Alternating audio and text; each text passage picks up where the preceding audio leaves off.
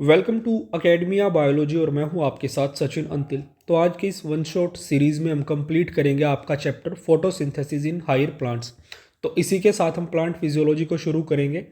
वैसे तो इस चैप्टर से पहले आपकी प्लांट फिजियोलॉजी में दो चैप्टर और हैं आपके, ट्रांसपोर्ट इन प्लांट्स वाला और मिनरल न्यूट्रिशन वाला। बट अगर आप पीजीटी का सिलेबस देखोगे, चाहे आपका केवीएस एनवीएस का या ईएमआरएस का, वहाँ से इन दोनों चैप्टर्स को आपका हटा दिया गया है। वही अगर हम बात करें आपकी डीएसएसबी, तो डीएसएसबी में डिटेल्ड सिलेबस नहीं है, सिर्फ ये दे रखा है कि प्लांट फिजियोलॉजी आपको करनी है। बट जब आप डीएसएसबी के पीवाईक्यूज देखोगे तो इन चैप्टर से आपके कोई भी क्वेश्चंस आपको देखने को नहीं मिलेंगे। तो इसीलिए उन चैप्टर्स को हम छोड़ रहे हैं, क्योंकि वो आपके काफ़ी जगहों से डिलीट हो चुके हैं। अब डायरेक्टली हम स्टार्ट करेंगे आपका फोटोसिंथेसिस से। तो शुरू करते बिना टाइम को वेस्ट किए हुए। तो लेक्चर को शुरू से लेके एंड तक देखें ताकि आपके सारे कॉन्सेप्ट क्रिस्टल क्लियर यहाँ पे हो जाए। तो सबसे पहले आ जाता है आपका फोटोसिंथेसिस, कि फोटोसिंथेसिस होता क्या है। Photosynthesis is the physico chemical process by which green plants, algae and cyanobacteria synthesise carbohydrates from CO2 and water using light energy.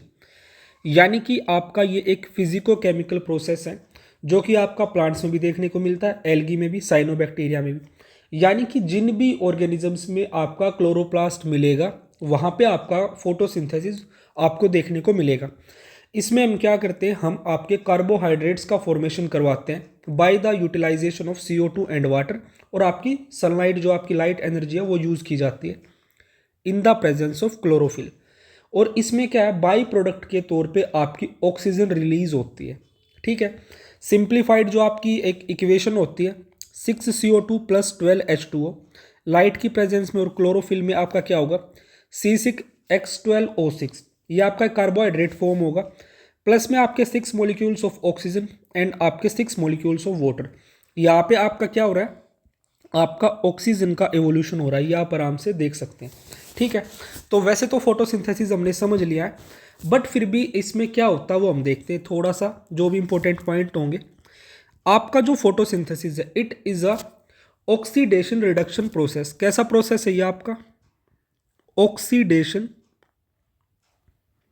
Reduction process. Oxidation reduction process है ये आपका। अब इसमें किसका तो ऑक्सीडेशन होता है और किसका आपका रिडक्शन होता है। देखो, इसमें आपका ऑक्सीडेशन होता है आपके वाटर का। किसका, आपका वाटर ऑक्सीडाइज होके आपका क्या रिलीज करता है, ऑक्सीजन। ठीक है, वाटर का क्या होगा, आपका ऑक्सीडेशन हुआ एंड ऑक्सीडाइज होके इसने रिलीज की आपकी ऑक्सीजन।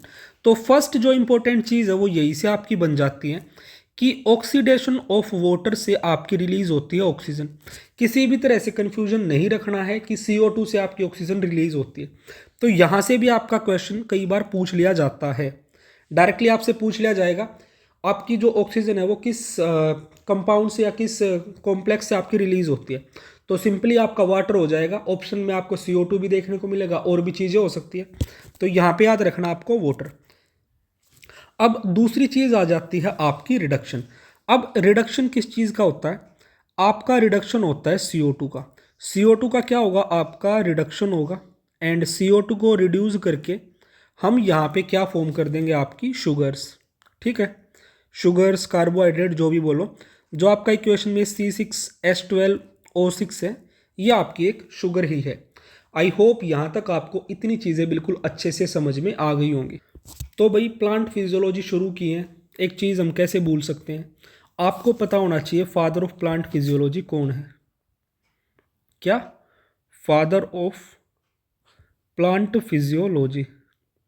ठीक है, तो ये क्वेश्चन क्या पता आपसे पूछ लिया जाए। जब पूरी यूनिट ही प्लांट फिजियोलॉजी की है तो इनके फादर का भी हमें पता होना चाहिए, जो कि हैं आपके स्टीफन हेल्स। ठीक है, अब मूव करते हैं आपका आगे। इसके बाद आपका कुछ साइंटिस्ट्स का कंट्रीब्यूशन आता है जो कि आपको अच्छे से यहाँ पे क्लियरली याद रखना है। तो देखो भाई, यहाँ पे सबसे पहले दे रखा है आपका जोसेफ प्रिस्टली। जोसेफ प्रिस्टली का आपको याद भी होगा, जो बेल जार एक्सपेरिमेंट किया था जोसेफ प्रिस्टली ने। ठीक है, क्या किया था, बेल जार एक्सपेरिमेंट किया था with candle mouse and mint plant. जिसने क्या प्रूव किया था, मेजर कंट्रीब्यूशन क्या था, proved plants restore air by releasing oxygen. यानी कि जोसेफ प्रिस्टली ने, देखो एक्चुअली उसने ऑक्सीजन तो यहाँ पे आपका क्या है बता दिया था कि डिस्कवर कर दिया था कि जो प्लांट्स रिस्टोर करते जो चीज़ वो आपकी ऑक्सीजन ही है। ठीक है, तो यहाँ से आपसे सवाल भी पूछा जा सकता है कि जो आपकी ऑक्सीजन थी वो किसने डिस्कवर की थी। Oxygen was discovered by Joseph priestly. तो ये काफ़ी आपका इंपॉर्टेंट हो जाता है इस पॉइंट ऑफ व्यू से, याद रखना आपको। नेक्स्ट आ जाता है आपका क्या, जेन इंजन हाउस। जेन इंजन हाउस ने क्या किया था, एक्वेटिक प्लांट एक्सपेरिमेंट किया था लाइट में वर्सेस डार्क में। ठीक है, जहां आपकी सनलाइट थी वहां पे क्या देखा था उसने, ऑक्सीजन रिलीज हो रही थी। Oxygen is release only in sunlight and by green plants. यानी कि ग्रीन प्लांट का वो पार्ट जो सनलाइट के साथ एक्सपोज्ड था वहां पे ऑक्सीजन इसने देखी थी। नेक्स्ट आ जाता है आपका, ये जीन सेवियर वगैरह छोड़ दो भाई, ये नहीं करने वाले हम। देन इसके बाद आ जाता है आपका जूलियस वॉन सेक्स। जूलियस वॉन सेक्स ने क्या था आपका, आयोडीन टेस्ट ऑन लीव्स किया था, जिसने बताया था starch is formed during photosynthesis. ठीक है, देन इसके बाद नेक्स्ट आ जाता है आपका TW एंगलमैन। एल्गी यूज़ की थी और एरोबिक बैक्टीरिया यूज़ किया था, जहाँ पे उसने ये जो आपका एक्सन स्पेक्ट्रा था वो डेवलप किया था। जो एरोबिक बैक्टीरिया थे वो आपके ऐसी जगह पे आपके मोस्टली कहाँ, रेड और ब्लू वाले जो रीजन्स थे वहाँ पे ज़्यादा आपके एक्यूमुलेट हो रहे थे। ठीक है, identified action spectrum red and blue light most effective. फिर उसके बाद नेक्स्ट आ जाता है आपका FF ब्लैकमैन, जिन्होंने रेट स्टडीज़ की थी and propose the laws of limiting factors. ठीक है, फिर उसके बाद आ जाता है आपका कॉर्नेलियस वॉन नील, जिसने क्या यूज़ किया थे आपके purple and green bacteria use किए थे आपके। ठीक है, एंड जनरलाइज्ड फोटोसिंथेटिक इक्वेशन दी थी। अच्छा, अब कॉर्नेलियस वॉन नील का यहाँ पे एक इम्पोर्टेंट जो कॉन्ट्रीब्यूशन आता है वो देखो। कॉर्नेलियस वॉन नील ने क्या बताया था कि जो आपकी ऑक्सीजन इवॉल्व होती है वो आपकी वाटर से आती है, नॉट फ्रॉम CO2। तो क्या बताया था, oxygen evolve from water not from CO2। ठीक है, तो ये आपको बिल्कुल अच्छे से याद रखना है। इसके बाद नेक्स्ट आ जाता है आपका रूबेन एंड कामेन। इन्होंने आपका ऑक्सीजन 18 का जो आइसोटोप है वो यूज़ किया था। Proves oxygen comes from water not CO2। भाई वैसे ये चीज़ आपकी NCERT जब तुम देखोगे तो ये वाला जो पार्ट है आपका ऑक्सीजन वाला, कि ऑक्सीजन आपके वाटर से लिबरेट होती है, ये कॉर्नेलियस वॉन नील वाले पार्ट के साथ दे रखा है। तो अगर ऑप्शन में रूबन एंड कामेन नहीं है तो आप कॉर्नेलियस वॉन नील ही लगाएंगे। ठीक है, देन इसके बाद नेक्स्ट आ जाता है आपका रॉबर्ट हिल। रॉबर्ट हिल ने isolated chloroplast demonstrated light reaction and oxygen evolution. तो ये बहुत ज़्यादा आपको याद नहीं रखना, इंपॉर्टेंट जो चीज़ें हैं सिर्फ वो याद रख लेना। नेक्स्ट है मेल्विन केल्विन, जिसने रेडियो एक्टिव कार्बन 14 का जो आइसोटोप था वो यूज़ किया था और C3 साइकिल या आपका जो केल्विन साइकिल का पाथवे था वो दिया था। फिर आर्नोन ने क्या किया था, इन्होंने डिस्कवर किया था आपका फोटोफोस्फोरिलेशन। ठीक है, फिर पीटर मिशेल ने आपकी दी थी क्या, केमियोस्मोटिक हाइपोथेसिस और आपका प्रोटोन ग्रेडियंट के बारे में बताया था। देन नेक्स्ट आ जाता है आपका hatch and slag. C4 pathway दिया था, हैच स्लैग पाथवे भी इसीलिए बोला जाता है आपके C4 पाथवे को। देन आपका क्लूग एंड टिंग ने दिया था आपका सक्लेंट प्लांट्स में कैम पाथवे। ठीक है, तो अब इसमें से देखो तुम्हें क्या क्या याद करना है। सबसे जो इंपॉर्टेंट चीज़ है NCERT में है जोसेफ प्रिस्टली, जेन इंजन हाउस भी है, देन आपका क्या है जूलियस वॉन सेक्स भी है। अच्छा, जूलियस वॉन सेक्स के केस में तुम्हें एक दो चीज़ें और याद रखनी है। जूलियस वॉन सेक्स का कंट्रीब्यूशन आपको एक दो जगह और देखने को मिलेगा, वो भी मैं आपको बता देता हूँ। तो देखो, जूलियस वॉन सेक्स का सबसे पहले आपका starch is formed during photosynthesis, ये तो उसने बताया ही था। साथ में हाइड्रोपोनिक्स, क्या हाइड्रोपोनिक्स, आपका हाइड्रोपोनिक्स में भी जूलियस वॉन सेक्स का कंट्रीब्यूशन आता है। देन आपका शुगर स्टोर के बारे में जो आपका स्टार्च होता है, क्या चीज़, शुगर स्टोर, यहाँ भी आपका जूलियस वॉन सेक्स का कंट्रीब्यूशन आता है। एंड फिर ऑक्सीजन ऑक्सीजन के केस में, मतलब जो आपका जूलियस वॉन सेक्स था उसने ऑक्सीजन को डिस्कवर नहीं किया था, बल्कि ऑक्सिन के इफेक्ट से जो प्लांट्स में ट्रोपिक मूवमेंट्स होती है उन पे स्टडी की थी। ठीक है, तो जूलियस वोनसैक्स के केस में आपको ये चीज़ें याद रखनी है। क्या क्या? हाइड्रोपोनिक्स के केस में शुगर स्टोर आपका जो आपका स्टार्च फॉर्म होता है वो, और आपका ऑक्सिन, यहाँ भी आपका जूलियस वोनसैक्स का कॉन्ट्रीब्यूशन देखने को मिलता है। नेक्स्ट आ जाता है आपका क्या? TW एंगलमैन, ये भी आपको याद रखना है। देन आपका कॉर्नेलियस वोन नील।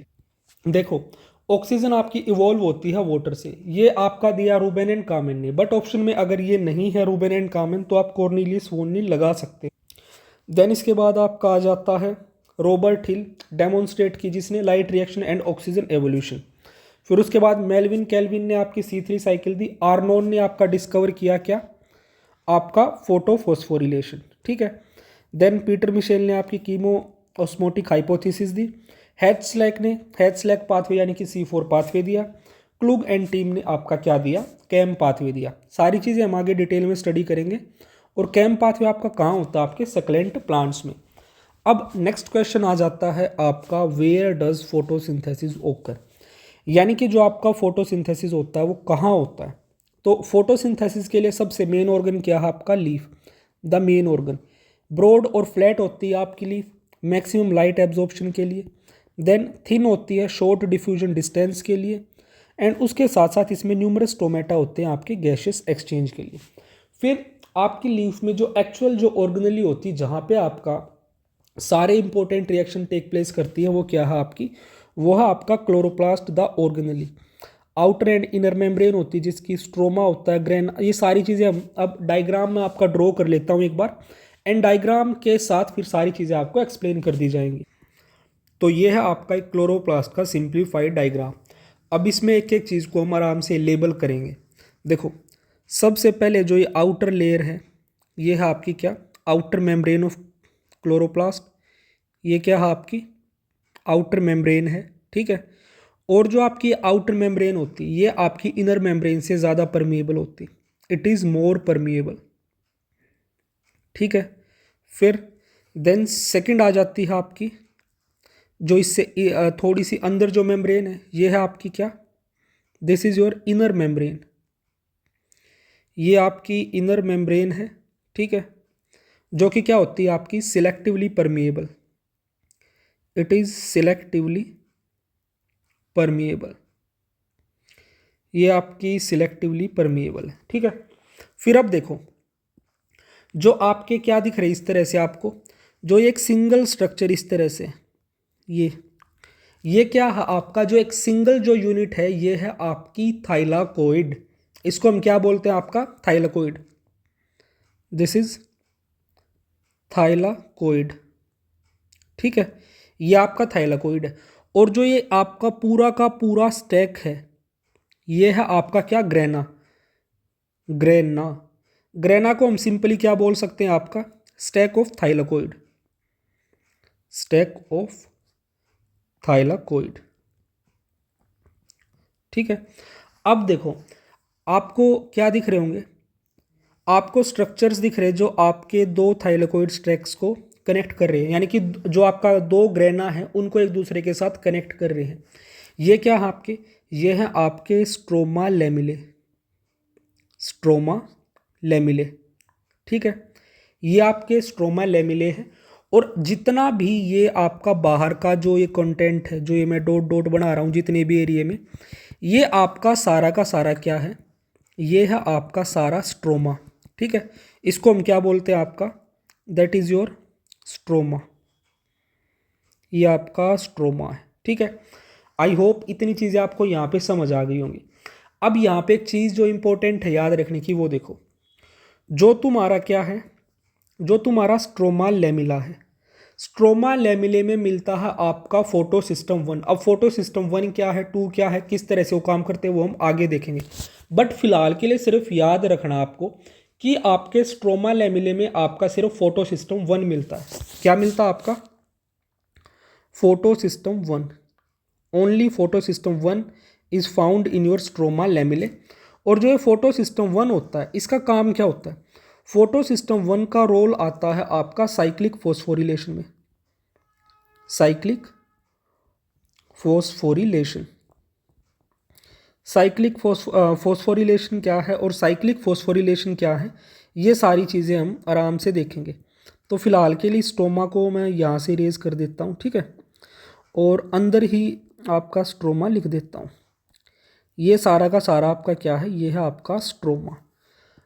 अब नेक्स्ट चीज़ यहीं पे जो आपको देखनी वो क्या है, आपके जो थाइलाकोइड हैं क्या है, एक जो सिंगल यूनिट है, ये मान लीजिए इस तरह से ब्लैक कलर से मैंने जो कर दिया, एक यूनिट को हम क्या बोलते हैं, आपका सिंगल यूनिट को हम बोलते हैं आपका थाइलाकोइड, ठीक है।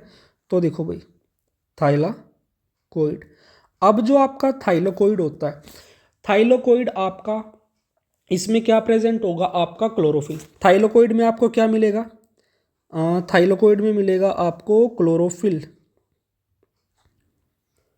क्लोरोफिल। थाइलाकोइड में आपको मिल गया क्लोरोफिल। अब जो आपका क्लोरोफिल होता है, क्लोरोफिल में आपको मिलते हैं एक तो फोटो सिस्टम 1 मिलेगा, क्या मिलेगा, फोटो सिस्टम 1, और क्लोरोफिल में ही मिलेगा आपको photo system 2, photo system 1 plus photo system 2। तो जो आपका थाइलाकोइड है, थाइलाकोइड में आपका क्लोरोफिल है, उसमें आपका फोटो सिस्टम 1 और 2 दोनों होते हैं। वहीं पे जो आपका स्ट्रोमा लेमिले है, उसमें सिर्फ आपका फोटो सिस्टम 1 होता है, ठीक है, जो कि आपका क्या करवाता है, स्ट्रोमा लेमिले का फोटो सिस्टम 1 साइक्लिक फोस्फोरिलेशन, और थाइलाकोइड के क्लोरोफिल में जो फोटो सिस्टम 1 और 2 हैं, ये करवाते हैं आपके non cyclic phosphorylation, non cyclic photo phosphorylation बोलेंगे यहाँ पे हम, फोटो फोस्फोरिलेशन,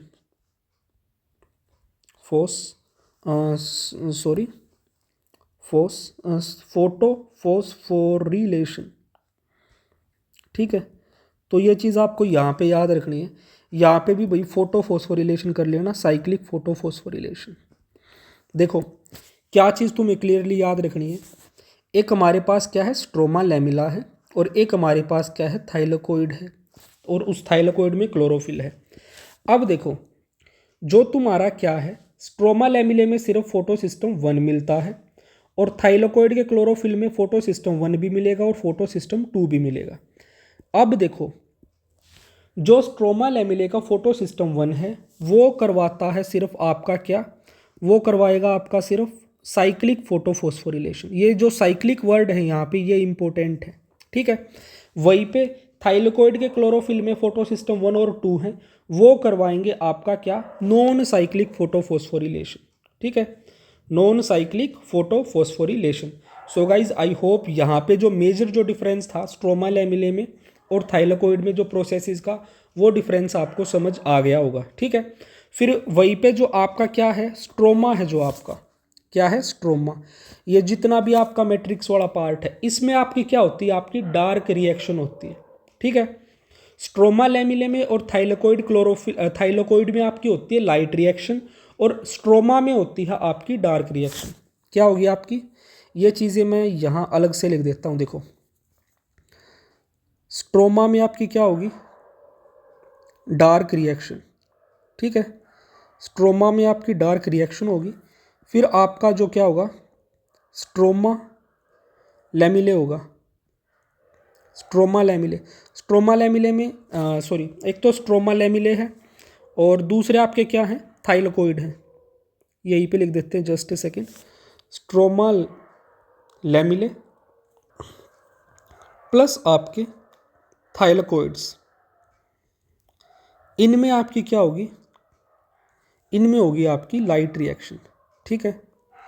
अब एक चीज़ ध्यान रखना, जो आपकी लाइट रिएक्शंस होती है वो डायरेक्टली लाइट पे डिपेंडेंट होती है, बट जो आपकी डार्क रिएक्शंस होती है वो लाइट रिएक्शन के जो प्रोडक्ट्स होते हैं उन पे डिपेंड करती है, यानी कि डायरेक्टली लाइट पे डिपेंड नहीं होती, इसीलिए उनको डार्क रिएक्शन बोला जाता है।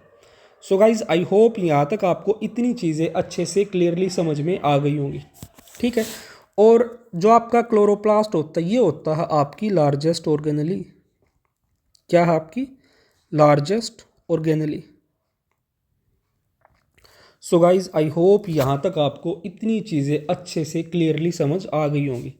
कई बार आपसे यही डायरेक्ट क्वेश्चन पूछ लिया जा सकता है कि स्ट्रोमा लैमेले में आपका कौन सा फोटो सिस्टम मिलता है या थाइलेकोइड में कौन सा फोटो सिस्टम मिलता है। मे बी आपसे स्टेटमेंट बेस्ड क्वेश्चन यहाँ से पूछ लिया जाए, ठीक है। अब एक पॉइंट ये वैसे आगे हम देखने भी वाले थे, आपका जो रुबिस्को होता है, रुबिस्को कहाँ मिलता है, आपका स्ट्रोमा में मिलता है, नोट थाइलेकोइड। रुबिस्को आपका कहाँ मिलेगा, आपके स्ट्रोमा में। देखो जितना भी ये येलो वाला पार्ट जो मैं दिखा रहा हूँ इस तरह से, ये सारा तुम्हारा क्या है, ये है तुम्हारा स्ट्रोमा, ठीक है। तो ये चीज़ याद रखना, ये सारा पार्ट आपका स्ट्रोमा है, ठीक है। आई होप इतनी चीज़ आपको समझ आ गई होंगी। ये येलो जितने पार्ट में सारा का सारा आपका स्ट्रोमा हो जाता है। अब मूव करते हैं आपका आगे। अब देखो भाई, आपके अलग अलग टाइप के यहाँ पे क्लोरोफिल होते हैं। एक क्लोरोफिल ए होता है, एक क्लोरोफिल बी होता है, ठीक है। तो यहाँ पे आपको याद रखना है, जो आपका क्लोरोफिल ए होता है वो आपका रिएक्शन सेंटर पिगमेंट, मतलब रिएक्शन सेंटर फॉर्म करता है। और जो आपका क्लोरोफिल बी होता है वो आपका असेसरी पिगमेंट होता है, ठीक है। उसके अलावा भी आपके कई सारे पिगमेंट्स होते हैं, वो हम देखेंगे। अब यहाँ पे एक जो इम्पोर्टेंट चीज़ आप लोगों को याद रखनी है वो देखो, सबसे पहले आपका क्या है, this is your chlorophyll A and this is your chlorophyll B. इनके बीच में कुछ छोटे मोटे डिफरेंसेस होते हैं जो कि आपको अच्छे से याद रखने हैं। अब वो डिफरेंसेस क्या है वो मैं बताऊंगा, और एज इट इज़ उनको याद रख लेना। देखो भाई, अगर ग्रुप की बात की जाए तो जो तुम्हारा क्लोरोफिल ए होता है उसमें ग्रुप मिलता है CH3, ठीक है। और आपका जो क्या है क्लोरोफिल बी होता है, क्लोरोफिल ग्रुप में जो ग्रुप मिलता है वो मिलता है CHO, जिसे अल्डिहाइड भी बोलते हैं, ठीक है। फिर इन दोनों का आपको फॉर्मूला भी पता होना ज़रूरी है। देखो, जो तुम्हारा क्लोरोफिल ए है इसका फॉर्मूला क्या है, C55H72O5, ठीक है। देन आपका N4Mg। ये तो हो गया तुम्हारा क्लोरोफिल ए का फॉर्मूला। वहीं पे क्लोरोफिल बी का फॉर्मूला है C55H70 है आपका, O6 है, N आपका 4 है और Mg है। तो अब यहाँ पे डिफरेंस किस चीज़ में आ रहा है, तो डिफरेंस आ रहा है आपका यहाँ पे हाइड्रोजन और आपकी ऑक्सीजन में, ठीक है। यहाँ पे हाइड्रोजन 72 है, यहाँ पे हाइड्रोजन 70 है। और ऑक्सीजन की बात करें तो यहाँ पे ऑक्सीजन 5 है, यहाँ पे आपकी ऑक्सीजन 6 है। तो यहाँ पे आपके इन दोनों के फॉर्मूला में डिफरेंस आ रहा है, जो कि आपको अच्छे से याद रखना है, ठीक है। अब देखो पिगमेंट्स के बारे में, कुछ पिगमेंट्स के रिगार्डिंग में चीज़ें बताऊंगा जो कि आपको याद रखनी है। देखो, आपने कुछ एक पिगमेंट से सुने होंगे, जैसे कि आपका क्या, यहाँ मैं लिख के ही बता देता हूँ, एंथोसाइनिन्स, एंथोसाइनिन्स, देन आपके जेंथोफिल्स, जेंथोफिल्स हो गए, देन आपके क्लोरोफिल हो गए, क्लोरोफिल हो गए, ठीक है। देखो, ये ऐसे पिगमेंट्स हैं जो मिलते हैं आपके किस में, प्लांट्स में, ठीक है। कहाँ मिलते हैं, आपके प्लांट्स में। अब एक ऐसा पिगमेंट भी होता है जो आपका प्लांट्स और एनिमल्स दोनों में मिलता है, नाम है उसका क्या, कैरोटीनोइड्स। जो आपके कैरोटीनोइड्स होते हैं ये आपके प्लांट्स और एनिमल्स दोनों में मिलते हैं, प्लांट्स प्लस एनिमल्स, ठीक है। ये यहाँ पे थोड़ा सा इंपॉर्टेंट हो जाता है। फिर यहीं पे आपका एक जो पिगमेंट होता है जो एंथोसाइनिन है, कौन सा पिगमेंट, आपका anthocyanin. Just a second, we will use some different colour to highlight. देखो, जो आपका एंथोसाइनिन है, एंथोसाइनिन भी थोड़ा सा स्पेशल हो जाता है। स्पेशल क्यों हो जाता है, क्योंकि ये आपका एक वाटर सोल्यूबल पिगमेंट है जो आपके प्लांट सेल के वैक्यूल्स में मिलता है, ठीक है। क्या है ये, water soluble pigment, water soluble pigment found in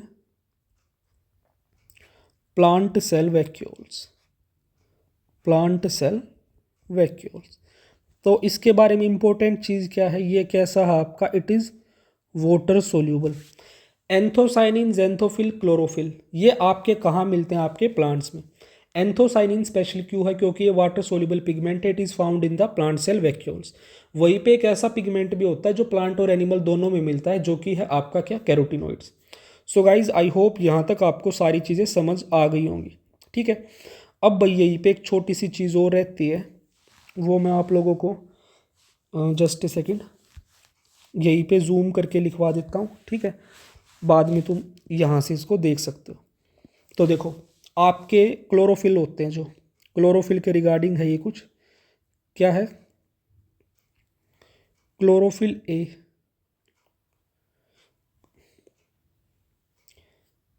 just a second भाई, थोड़ा सा इसको एडजस्ट करते हैं ताकि आपको क्लियरली दिख पाए चीज़ें। सबसे फर्स्ट क्या है आपका क्लोरोफिल ए, ठीक है। क्लोरोफिल ए कैसा कलर इम्पार्ट करता है, it imparts blue green colour, ठीक है। वहीं पे आ जाता है आपका क्या, क्लोरोफिल आपका बी, क्लोरोफिल बी आपका कैसा कलर देता है, येलो ग्रीन, ठीक है। फिर यहीं पे आपका नेक्स्ट पिगमेंट आ जाता है आपका जेंथोफिल, जेंथोफिल, जेंथोफिल आपका कैसा कलर देता है, येलो, ठीक है। फिर आ जाते हैं आपके कैरोटीनॉइड्स, कैरोटीनॉइड्स, कैरोटीनॉइड्स कैसे कलर देते हैं आपके, yellow to yellow orange, yellow to yellow orange. So guys I hope यहाँ तक आपको जितनी चीज़ें बताई गई होंगी वो सारी आपको क्लियर हो गई हैं, ठीक है। तो इन चीज़ों को भी अच्छे से याद कर लेना, chlorophyll A, chlorophyll B, xanthophyll, carotenoids, ठीक है। अब मूव करते हैं आपके नेक्स्ट पार्ट पे, जो कि है आपका लाइट रिएक्शंस के बारे में। देखो, लाइट रिएक्शंस ऑलरेडी मैं बता चुका हूँ आपकी कहाँ होती हैं। देखो ये रही लाइट रिएक्शंस आपकी होती है, एक तो स्ट्रोमा लेमिले में और एक आपकी थाइलाकोइड्स में, ठीक है। दो जगहों पे आपकी लाइट रिएक्शंस होती हैं। तो मेनली आपकी थाइलाकोइड मेम्ब्रेन में आपकी लाइट रिएक्शंस होती हैं, रिक्वायरमेंट होती है आपकी लाइट। अब क्या क्या कंपोनेंट्स है इनके जो यहाँ पे इन्वॉल्व होते हैं, देखो, जो आपका फोटो सिस्टम 2 है एक तो, जो कि आपका कितनी लाइट पे, P680 की जो आपकी लाइट की रेंज होगी उस पे ये एक्साइट होता है। फोटो सिस्टम 1 आपका 700 पे, ठीक है। अच्छा एक चीज़ देखो, इनके नाम क्या है, फोटो सिस्टम 2 और 1, तो इस चीज़ में ऐसे कंफ्यूज नहीं होना है कि जिसका 1 नाम है वो पहले काम करेगा। जो आपका फोटो सिस्टम 2 है वो आपका पहले काम करता है, वही आपका जो फोटो सिस्टम 1 है वो आपका बाद में काम करता है। फिर यहीं पे इन्वॉल्व होते हैं आपके क्या, इलेक्ट्रॉन ट्रांसपोर्ट चेन और आपका एटीपी सिंथेस, ठीक है। जो आपका मेन जो रिएक्शन सेंटर फॉर्म होता है वो मैं ऑलरेडी आपको बता चुका हूँ, वहाँ पे क्या होता है आपका क्लोरोफिल आपका ए प्रेजेंट होता है। रिएक्शन सेंटर में आपका क्या प्रेजेंट है, क्लोरोफिल ए प्रेजेंट है, ठीक है। वहीं पे जो आपका क्लोरोफिल बी है, जेंथोफिल है या कैरोटीनॉइड्स हैं, ये आपके असेसरी पिगमेंट्स हैं, ठीक है।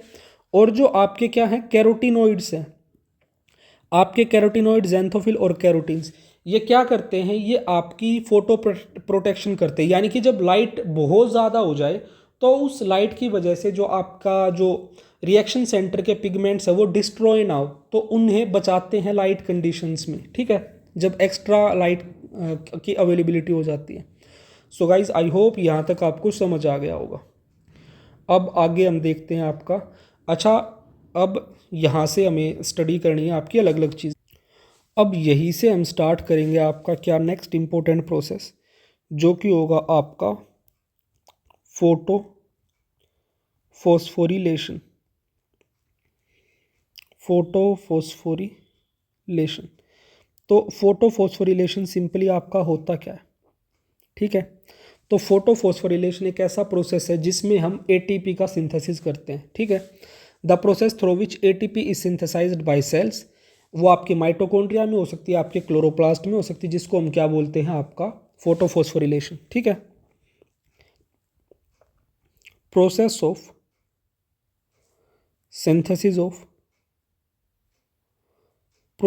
सिंथेसिस ऑफ एटीपी, ठीक है।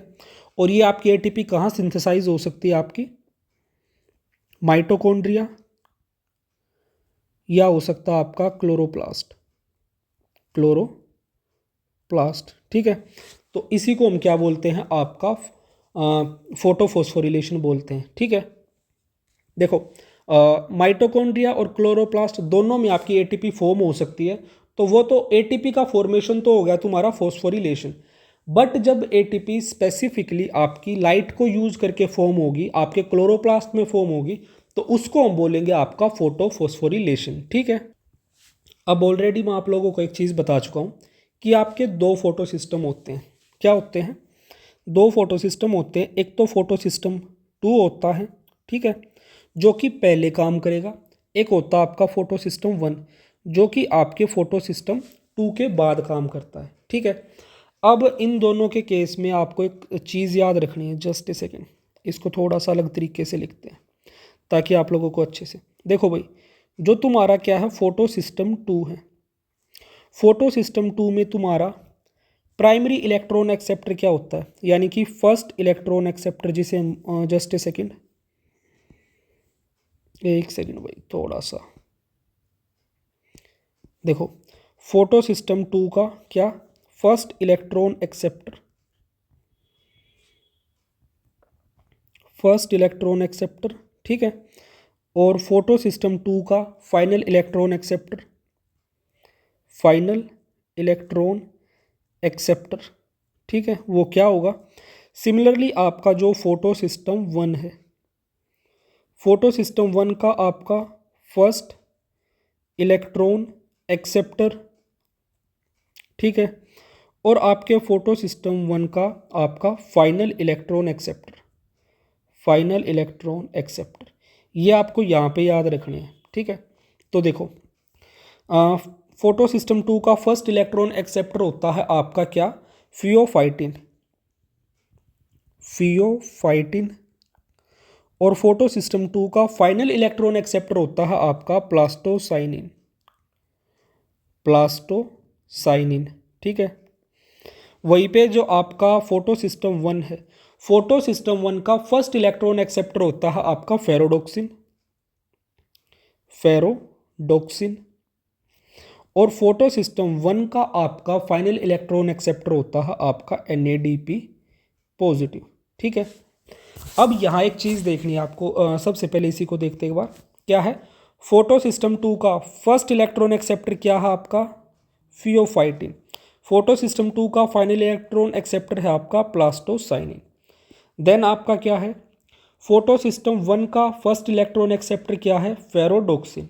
फोटो सिस्टम 1 का फाइनल इलेक्ट्रॉन एक्सेप्टर क्या है, NADP पॉजिटिव। ठीक है। अब एक चीज़ देखो, जो आपका फोटो फॉस्फोरिलेशन होता है, ये आपका दो तरह का हो सकता है। कितने टाइप्स का हो सकता है, फोटो फॉस्फोरिलेशन के आपके दो टाइप्स हो सकते हैं यहाँ पे। ठीक है। The first one is your non cyclic, non cyclic photophosphorylation, और दूसरा है आपका साइक्लिक फोटोफॉस्फोरिलेशन, साइक्लिक फोटोफॉस्फोरिलेशन। ठीक है। ये PP से समझ आना, फोटोफॉस्फोरिलेशन है। अब देखो एक चीज़ इंपॉर्टेंट जो यहाँ पे याद रखनी है, जो नॉन साइक्लिक फोटोफॉस्फोरिलेशन होता है उसमें आपका फोटो सिस्टम 2 भी इन्वॉल्व होता है, प्लस आपका फोटो सिस्टम 1 भी इन्वॉल्व होता है।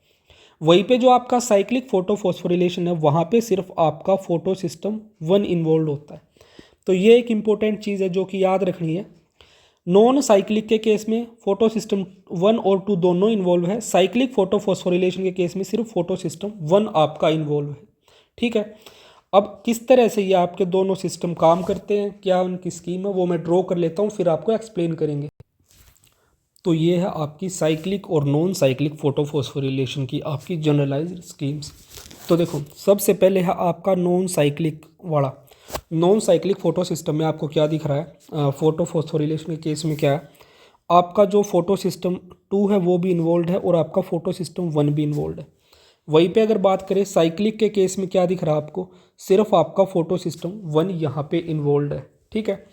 एंड नेक्स्ट जो इंपॉर्टेंट चीज़ है जो आपको याद रखनी है वो क्या है, देखो, जो आपका वाटर स्प्लिटिंग हो रही है वो किस केस में हो रही है, वो हो रही है आपकी नॉन साइक्लिक के केस में। ठीक है। तो जो स्प्लिटिंग ऑफ वाटर हो रही है नॉन साइक्लिक के केस में, और आपके नॉन साइक्लिक के केस में ही अगर हम बात करें, आपकी क्या क्या चीज़ें फॉर्म हो रही है नॉन साइक्लिक में, ATP आपकी फॉर्म हो रही है और NADPH आपकी फॉर्म हो रही है नॉन साइक्लिक के केस में। वहीं पे अगर आपकी साइक्लिक फोटोफॉस्फोरिलेशन की हम बात करें तो सिर्फ ओनली ATP आपकी यहाँ पे फॉर्म होती है। ठीक है। आई होप इतनी चीज़ें यहाँ पे आपको समझ आई होंगी। एंड इससे पहले मैंने आपको क्या बताया था कि जो फोटो सिस्टम 1 है उसका primary electron acceptor, final electron acceptor, similarly photo system 1 का प्राइमरी और final electron acceptor. But cyclic के केस में आपका जो फोटो सिस्टम 1 है उनके फर्स्ट इलेक्ट्रॉन एक्सेप्टर और फाइनल इलेक्ट्रॉन एक्सेप्टर थोड़े से अलग हैं, जो कि आपको याद रखने हैं। जब आपकी साइक्लिक फोटोफॉस्फोरिलेशन होगी वहाँ पे आपको याद रखना है कि इसका फोटो सिस्टम 1 का जो क्या होगा, first electron acceptor, first electron acceptor क्या है आपका, फर्स्ट इलेक्ट्रॉन एक्सेप्टर है आपका क्या, फेरोडोक्सिन, फेरोडोक्सिन, ठीक है। वहीं पे आपका साइक्लिक के केस में आपका फाइनल इलेक्ट्रॉन एक्सेप्टर क्या है, फाइनल इलेक्ट्रॉन एक्सेप्टर है आपका प्लास्टोसाइनिन, प्लास्टोसाइनिन, ठीक है। आई होप इतनी चीज़ें आपको समझ आ गई होंगी। साइक्लिक के केस में आपका first electron acceptor photo system 1 का फेरोडोक्सिन है और फोटो सिस्टम 1 का फाइनल इलेक्ट्रॉन एक्सेप्टर आपका फोटो सिस्टम साइक्लिक के केस में प्लास्टोसाइनिन है, ठीक है। यहाँ पे भाई आपका फर्स्ट फेरोडोक्सिन है, दोनों में सेम है फेरोडोक्सिन, बट यहाँ पे फाइनल इलेक्ट्रॉन एक्सेप्टर आपका नॉन साइक्लिक के केस में NADP पॉजिटिव था और साइक्लिक के केस में आपका फाइनल इलेक्ट्रॉन एक्सेप्टर प्लास्टोसाइनिन है। यहाँ पे थोड़ा सा आपका डिफरेंस क्रिएट हो रहा है फाइनल इलेक्ट्रॉन एक्सेप्टर के केस में, ठीक है। किसके केस में, आपके फाइनल इलेक्ट्रॉन एक्सेप्टर यहाँ पे चेंज हो रहे हैं आपके। तो ये बेसिक चीज़ें आपको याद रखनी बिल्कुल अच्छे से, जो भी चीज़ें आपको बताई गई हैं, ठीक है। अच्छा, दोबारा रिपीट कर देता हूँ मैं एक बार। आपके नॉन साइक्लिक के केस में आपका स्प्लिटिंग ऑफ वाटर होता है, आपका NADPH फॉर्म होता है, आपका ATP फॉर्म होती है। वहीं पे आपके साइक्लिक के केस में सिर्फ आपकी ओनली आपकी ATP यहाँ पे फॉर्म होती है। तो देखो, जो आपका साइक्लिक फोटोफॉस्फोरिलेशन है वो कहाँ पे टेक प्लेस करता है, वो आपका स्ट्रोमा लेमिले में होता है, ठीक है। ये चीज़ मैं शुरुआत में ही बता चुका हूँ। तो कई बार आपसे यहाँ पे एक चीज़ पूछ ली जाती है कि जो आपका क्या है स्ट्रोमा लेमिला, यहाँ पे कुछ चीज़ें एब्सेंट होती हैं। स्ट्रोमा लेमिले में आपकी क्या क्या चीज़ें एब्सेंट है, आपकी स्ट्रोमा लेमिले लेक्स। तो स्ट्रोमा लेमिले में आपकी क्या क्या चीज़ें एब्सेंट होती है, एक तो है आपकी फोटो सिस्टम 2 एब्सेंट होता है आपके स्ट्रोमा लेमिले में। दूसरा आपका NADP रिडक्टेज एंजाइम, क्या NADP रिडक्टेज एंजाइम आपका स्ट्रोमा लेमिले में एब्सेंट मिलता है। ये भी यहाँ पे आपको याद रखनी है, ठीक है। सेम चीज़ आपकी यहाँ पे लिख भी रखी है, oxygen evolution occurs at photosystem 2, photosystem 2 is more sensitive to light damage. तो इतनी चीज़ें आई होप आपको यहाँ पे सारी की सारी समझ आ गई होंगी। नेक्स्ट पार्ट में हम मूव करते हैं आपका केमी ऑस्मोटिक हाइपोथेसिस, जो कि आपकी दी थी किसने, पीटर मिशेल ने आपकी ये थ्योरी दी थी। इसमें क्या होता है, आपका ATP सिंथेसिस होता है, जो कि डिपेंड करता है आपका किस चीज़ पे, ATP सिंथेसिस आपका डिपेंड करता है एक तो protein gradient across thylakoid membrane, proton impermeable membrane होती है, और आपका ATP सिंथेसिस एंजाइम होता है। देखो, जो आपका ATP सिंथेसिस एंजाइम होता है ये आपका कॉम्प्लेक्स 5 होता है। जो आपका इलेक्ट्रॉन ट्रांसपोर्ट चेन जब पढ़ते हो उसमें जो आपका लास्ट एंजाइम या कॉम्प्लेक्स 5 जिसे बोलते हो वो आपका ATP सिंथेस ही होता है, जो प्रोटोन ग्रेडियंट की हेल्प से आपका ATP का सिंथेसिस करवाता है, ठीक है। अच्छा, यहीं पे एक छोटी सी चीज़ तुम्हें याद रखनी, प्रोटोन एक्यूमुलेशन के केस में क्या चीज़, प्रोटोन एक्यूमुलेशन, एक्यूमुलेशन। अब आपका ये प्रोटोन एक्यूमुलेशन कहाँ होता है, आपकी दो कंडीशन हो सकती है। फर्स्ट है आपकी क्या, केमिओस्मोटिक हाइपोथेसिस, केमिओस्मोटिक हाइपोथेसिस, ठीक है। हाइपो से समझ जाना, केमिओस्मोटिक हाइपोथेसिस। तो केमिओस्मोटिक हाइपोथेसिस के केस में जो प्रोटोन एक्यूमुलेशन होता है वो आपका ल्यूमन में होता है। वहीं पे अगर हम आपकी रेस्पिरेशन के केस में बात करें तो रेस्पिरेशन के टाइम पे जो आपका प्रोटोन एक्यूमुलेशन होता है वो आपका इंटरमेम्ब्रेन स्पेस ऑफ माइटोकॉन्ड्रिया में होता है। कहाँ होता है आपका, इंटरमेम्ब्रेन स्पेस ऑफ माइटोकॉन्ड्रिया, ठीक है। तो कई बार यहाँ से भी आपसे सवाल पूछ लिया जाता है। तो कंपैरिजन में जितनी चीज़ें हम पढ़ते हैं वो आपको याद रहती है। क्या याद रखना है, जो आपका प्रोटोन एक्यूमुलेशन होता है केमिओस्मोटिक हाइपोथेसिस के केस में वो होता है आपका ल्यूमन में, रेस्पिरेशन के केस में वो होता है आपका इंटरमेम्ब्रेन स्पेस ऑफ आपका माइटोकॉन्ड्रिया। ठीक है, अब देखते हैं आपकी केमियोस्मोसिस। तो देखो भाई, सबसे पहले ये तो है आपका क्या, स्ट्रोमा है, स्ट्रोमा ऑफ योर क्लोरोप्लास्ट। ठीक है, आपके क्लोरोप्लास्ट का स्ट्रोमा है ये वाला पार्ट जो बाहर वाला है, और जो अंदर वाला ये पार्ट है, this is your lumen of thylakoid. ये क्या है आपका, ल्यूमन ऑफ थाइलोकोइड है। देखो, जो आपकी स्प्लिटिंग ऑफ वाटर होती है, आपकी नॉन साइक्लिक फोटोफॉस्फोरिलेशन में जो वाटर स्प्लिटिंग होती है वो आपकी इनर साइड ऑफ मेम्ब्रेन में होती है, जिसकी वजह से क्या होता है, जो आपके प्रोटॉन्स हैं वो एक्यूमुलेट हो जाते हैं आपकी ल्यूमन ऑफ थाइलोकोइड में। यहाँ पे देखो, जैसे कि आपको दिख रहे होंगे, ये आपके H पॉजिटिव है। ठीक है, ये सॉरी ये नहीं है, ये आपके कहाँ एक्यूमुलेट हो रहे हैं आपकी, देखो ये रही आपकी वाटर स्प्लिटिंग जो कि इनर साइड ऑफ मेम्ब्रेन में हो रही है, जिसकी वजह से जितने H पॉजिटिव फॉर्म होते हैं वो सारे थाइलोकोइड की ल्यूमन में यहाँ पे कलेक्ट होते चले जाते हैं। जैसे जैसे आपके इलेक्ट्रॉन्स, आपके देखो ये यहाँ पे आपके इलेक्ट्रॉन्स की मूवमेंट चल रही है, आपके इलेक्ट्रॉन्स का ट्रांसपोर्ट होता जाएगा कहाँ पे, आपके अलग अलग कॉम्प्लेक्सेस के पास। वैसे ही जो आपके प्रोटॉन्स हैं वो आपके मेम्ब्रेन के अक्रॉस मूव करते रहेंगे, और प्रोटॉन्स के एक्यूमुलेशन की वजह से क्या होगा, यहाँ पे देखो इतने सारे जब आपके प्रोटॉन्स एक्यूमुलेट हो जाएंगे तो जो आपकी ल्यूमन की जो पीएच है वो डिक्रीज हो जाएगी, यानी कि वहाँ पे आपकी एसिडिटी इंक्रीज हो जाएगी, एंड यहाँ पे आपका एक ग्रेडियंट का फॉर्मेशन होगा। और जो प्रोटॉन्स की एक्यूमुलेशन की वजह से ग्रेडियंट फॉर्म होता है, इसका ब्रेकडाउन जब होगा जब आपके H पॉजिटिव मूव करेंगे आपके outside to the lumen by the help of your ATP synthase enzyme. ठीक है, उसमें जो आपका ATP सिंथेज एंजाइम होता है उसमें आपके दो यूनिट्स होती हैं, एक आपका F0 पार्ट होता है, एक आपका F1 पार्ट होता है। जो आपका F1 पार्ट होता है आपका, उसमें क्या होते हैं आपकी, देखो कुछ इस तरह का स्ट्रक्चर आपने देखा भी होगा इसका। ठीक है, तो ये आपका नीचे वाला जो पार्ट होता है ये है आपका F1, ये है आपका F0। जो F1 होता है इसमें आपके कन्फर्मेशनल चेंजेस देखने को मिलते हैं। ठीक है, जब आपके क्या होंगे, आपके प्रोटॉन्स इसके अक्रॉस मूव करेंगे, इसमें कन्फर्मेशनल चेंज होगी, वहाँ पे मूवमेंट्स होंगी, और आपके क्या होंगे, H पॉजिटिव आपके बाहर आ जाएंगे, जिसकी वजह से आपका जो एक ग्रेडियंट फॉर्म हुआ था वो ब्रेक हो जाएगा एंड ATP की फॉर्मेशन वहाँ पे होगी। एंड जो आपके क्या थे, जो आपके इलेक्ट्रॉन्स यहाँ पे आपके ट्रांसपोर्ट हो रहे थे वो फाइनली आपके लास्ट में जाएंगे आपकी ऑक्सीजन के पास। इसी वजह से जो आपका एक केमी ऑस्मोसिस की जो थ्योरी है, इसे हम ऑक्सीडेटिव फॉस्फोरिलेशन भी बोलते हैं। क्यों?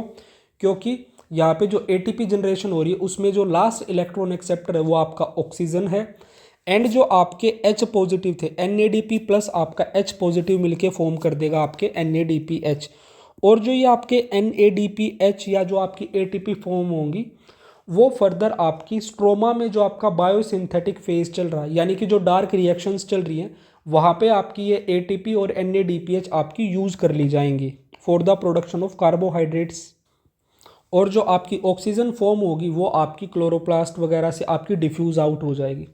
सो गाइज, आई होप यहाँ तक आपको इतनी चीज़ें समझ आई होंगी कि जो आपकी लाइट रिएक्शंस थी उनमें क्या क्या चीज़ें आपकी हो रही हैं। ठीक है, अब लाइट रिएक्शन के बाद नेक्स्ट पार्ट हमारा आ जाता है आपका डार्क रिएक्शंस का, यानी कि सिंथेटिक फेज, आपकी केल्विन साइकिल वगैरह। अब देखो क्या है यहाँ पे, proton accumulation occur in thylakoid lumen, ATP released into stroma. अब नेक्स्ट पार्ट देखते हैं आपका, इसके बाद आ जाता है आपका क्या, केल्विन साइकिल या C3 साइकिल जिसे हम बोलते हैं। ठीक है, तो देखो भाई, लाइट रिएक्शन हम स्टडी कर चुके, अब आ गए हम डार्क रिएक्शन या जिसे बोलते हैं आपका बायोसिंथेटिक फेज, यानी कि लाइट रिएक्शन के टाइम पे जो आपके प्रोडक्ट्स फॉर्म हुए जैसे कि आपका NADPH, आपकी ATP, उन चीज़ों को यहाँ पे यूटिलाइज किया जाएगा। ठीक है, जो आपका डार्क फेज है या डार्क रिएक्शन या बायोसिंथेटिक फेज है, ये डायरेक्टली आपका लाइट पे डिपेंड नहीं करता बल्कि लाइट रिएक्शंस के प्रोडक्ट पे डिपेंड करता है, इसलिए हम इसे लाइट इंडिपेंडेंट फेज भी बोलते हैं। ठीक है, अब सबसे पहले यहाँ पे आ जाती है आपकी केल्विन साइकिल। तो यहाँ पे भैया आपके कुछ एक इम्पोर्टेंट चीज़ है जो कि मैं आपको बताऊंगा एंड आपको एज इट इज़ याद रखनी है। ठीक है, देखो जो केल्विन साइकिल है वो कहाँ होती है, आपकी स्ट्रोमा में होती है। Light not required directly but depends on ATP and NADPH, जो लाइट रिएक्शन के प्रोडक्ट्स हैं उन पे डिपेंड करता है।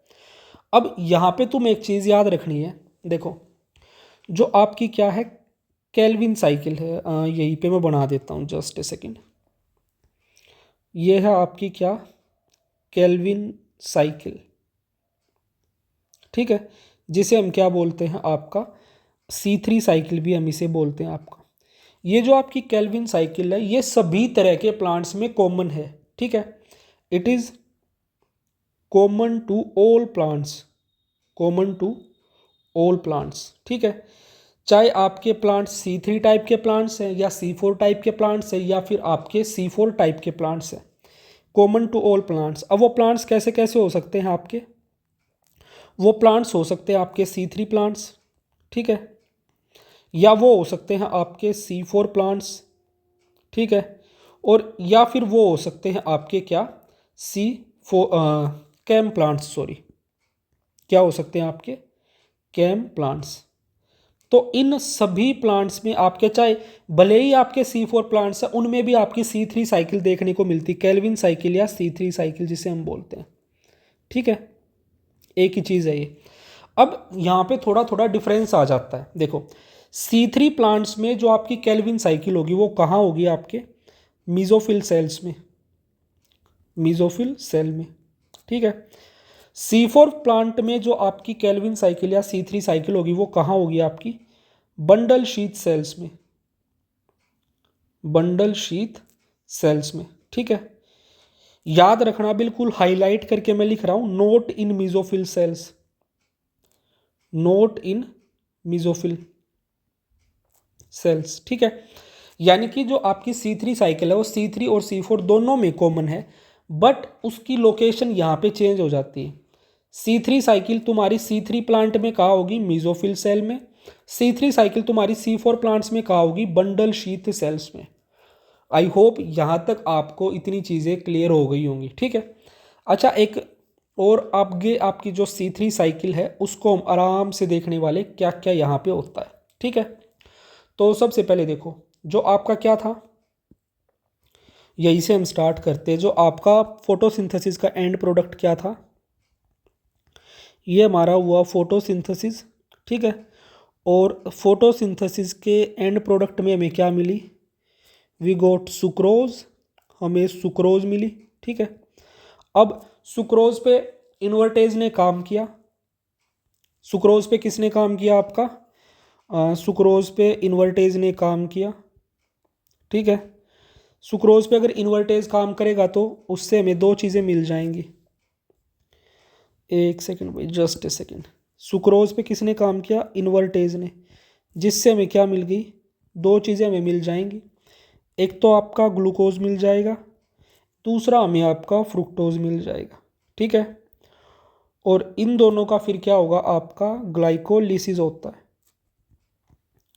ग्लाइकोलिसिस, ठीक है। इतनी कहानी अभी तक आपको पता है।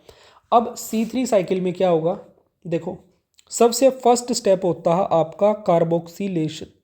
कार्बोक्सिलेशन में आपका क्या होगा, देखो जो आपकी एटमॉस्फेरिक CO2 है वो आपके राइबोलोज 1,5 बिस फॉस्फेट के साथ आपकी रिएक्शन शो करेगी, जिससे हमारा क्या फॉर्म हो जाएगा 3-फॉस्फोग्लिसरेट, ठीक है।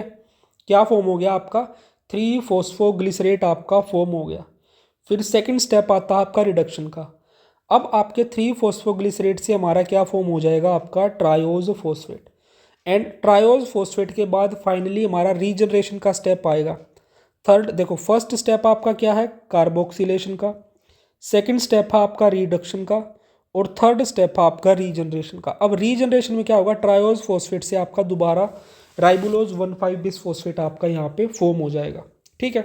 अब केल्विन साइकिल में देखो होता क्या है एक्चुअल में, केल्विन साइकिल में सिंपली आपकी जो CO2 है उसको फिक्स किया जाता है। क्या किया जाता है, आपकी जो कार्बन डाइऑक्साइड है उसको फिक्स किया जाता है, ठीक है। अच्छा, केल्विन साइकिल के बारे में एक चीज़ और याद रखना, यहाँ पे आपके 3 साइंटिस्ट का नाम आता है, सॉरी 3 आपकी स्टेजेस का नाम आता है जो कि आपको सीरीज में याद रखनी है। सबसे पहले कार्बोक्सिलेशन, दूसरी रिडक्शन और तीसरी तुम्हारी क्या है रीजनरेशन। अब इन स्टेजेस के बारे में कुछ एक इम्पोर्टेंट चीज़ है जो कि मैं आपको बताऊंगा। देखो भाई, सबसे फर्स्ट जो स्टेज है वो क्या है तुम्हारी, कार्बोक्सिलेशन है, ठीक है। इस स्टेज में क्या होता है वो मैं बता चुका हूँ। दूसरी स्टेज है आपकी रिडक्शन।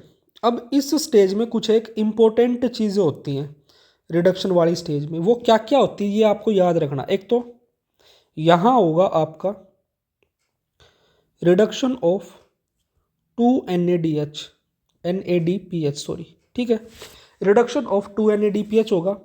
यहाँ पे आपकी 2 ATP यूज होंगी, 2 ATP यूज्ड, ठीक है। एंड यहाँ पे आपका क्या होगा, ग्लूकोज फॉर्म होगा, ग्लूकोज फॉर्म्स, ठीक है। तो यहाँ पे काफ़ी इंपॉर्टेंट चीज़ें हो रही। अगर आपसे पूछा जाए कि आपकी C3 साइकिल के किस आपके मतलब स्टेज पे जो आपका कार्बोहाइड्रेट का सिंथेसिस है वो होता है, तो वो आपको याद रखना है रिडक्शन फेज में होता है। ग्लूकोज फॉर्म होगा, 2 ATP यूज होगी और रिडक्शन ऑफ NADPH होगा। फिर नेक्स्ट जो आपकी स्टेज आ जाती है वो है क्या, आपकी थर्ड स्टेज आपकी, जो कि है आपकी रीजनरेशन। रीजनरेशन, अब रीजनरेशन वाली स्टेज में भी आपकी कुछ एक इंपॉर्टेंट चीज़ें होती हैं। क्या क्या होती हैं यहाँ पे, एक तो सबसे पहले 1 ATP यूज्ड, 1 ATP आपकी यहाँ पे यूज होगी, ठीक है। और आपका क्या होगा, phosphorylation to form RUBP, phosphorylation phosphorylation to form RUBP, ठीक है। अब देखो भाई इंपॉर्टेंट चीज़ जो क्लियरली याद रखनी, 3 स्टेज हैं। कार्बोक्सिलेशन में ना तो आपकी ATP यूज हो रही, ना कुछ एज सच यहाँ पे आपका सिंथेसिस हो रहा। दूसरी स्टेज है रिडक्शन, तीसरी स्टेज है रीजनरेशन। अब रिडक्शन और रीजनरेशन में बिल्कुल क्लियरली याद रखना एक चीज़ को कि क्या क्या हो रहा है यहाँ पे। सबसे पहली चीज़ तो 2 ATP यूज हो रही हैं रिडक्शन में, रीजनरेशन में सिर्फ आपकी 1 ATP यूज हो रही है, ठीक है। फिर दूसरी चीज़ आपकी रिडक्शन में आपका ग्लूकोज फॉर्म हो रहा है, ठीक है। देन आपका अगर बात की जाए यहाँ पे आपका रिडक्शन में रिडक्शन ऑफ 2 NADPH हो रहा है, एंड रीजनरेशन में आपका हो रहा है फॉस्फोरिलेशन टू फॉर्म RUBP। तो ये चीज़ें आपको यहाँ पे याद रखनी। डायरेक्टली आपसे कई बार क्वेश्चन पूछ लिया जाता है कि आपका क्या होता है, मतलब 2 ATP आपकी कौन सी स्टेज में यूज़ होती है, 1 ATP कौन सी स्टेज में यूज़ होती है, आपका कार्बोहाइड्रेट या ग्लूकोज किस स्टेज में फॉर्म हो रहा है। एंड यहाँ पे एक चीज़ साफ साफ बिल्कुल अच्छे से याद रख लेना कि जो तुम्हारी केल्विन साइकिल है यहाँ पे कोई ATP जनरेट नहीं होती, ठीक है। क्या लिखना है यहाँ पे, जस्ट ए सेकेंड भाई, Calvin cycle doesn't generate any ATP, doesn't generate ATP। तो ये एक इम्पोर्टेंट पॉइंट है जो कि आपको पता होना चाहिए। देखो कई चीज़ें ऐसी होती हैं जो हमें पता होती हैं, बट जब तक वो हमें बताई ना जाए फिर भी वो हमारे दिमाग में मतलब उस तरह से नहीं होती कि हम क्वेश्चन में उस इन्फॉर्मेशन को यूज़ कर पाएँ। तो इसीलिए ये चीज़ आपको क्लियरली याद रखनी है, Calvin cycle doesn't generate ATP। आपकी केल्विन साइकिल में कोई भी ATP फॉर्म नहीं होती है, ठीक है। अच्छा, केल्विन साइकिल में आपका सिंपली होता है कि आपकी CO2 का फिक्सेशन होता है। अब CO2 के फिक्सेशन होता है तो इसमें और क्या चीज़ें होती हैं वो आपको याद रखनी, जो मैं आपको बताने वाला हूँ। आपका एक CO2 को फिक्स करने के लिए आपकी क्या क्या चीज़ें यूज होती हैं, रेड कलर से हम लिखते हैं इसको, टू फिक्स 1 CO2, एक सेकेंड भाई, टू फिक्स 1 CO2, एक CO2 को फिक्स करने के लिए यहाँ पे क्या क्या चीज़ें यूटिलाइज होती हैं। तो यहाँ पे होती हैं आपकी क्या, 3 ATP मॉलिक्यूल्स, 3 ATP यूज़ होंगी, ठीक है। देन आपके 2 आपके NADPH, 2 NADPH होंगे, और आपका एक क्या होगा आपका CO2। तो ये याद रखना आपका इस तरह से, एक CO2 को फिक्स करने के लिए 2 NADPH होंगे और आपके 3 ATP आपकी यहाँ पे होंगे। तो डायरेक्टली आपसे इस तरह भी क्वेश्चन कई बार पूछ लिए जाते हैं, ठीक है। सो गाइज आई होप यहाँ पे आपको केल्विन साइकिल के बारे में जितनी इंपॉर्टेंट चीज़ें थी वो सारी साथ की साथ क्लियर हो गई होंगी।